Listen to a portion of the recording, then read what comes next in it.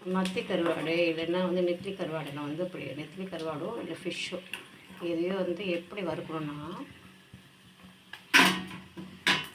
இந்த மாதிரி கடல மாவு, பச்சரிசி மாவு, அப்புறம் இஞ்சி பூண்டு பேஸ்ட்டு, உப்பு, மஞ்சத்தூள் அது இப்படி பெசரி வச்சுக்கணும். இப்படி நம்ம பஜ்ஜி போடுறோம்ல அதே மாதிரி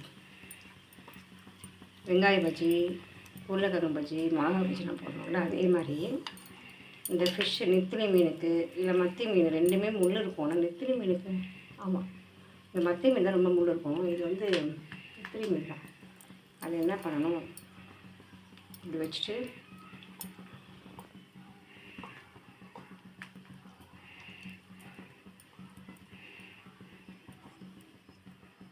ஃபிங்கர் ஃபிஷ் மாதிரி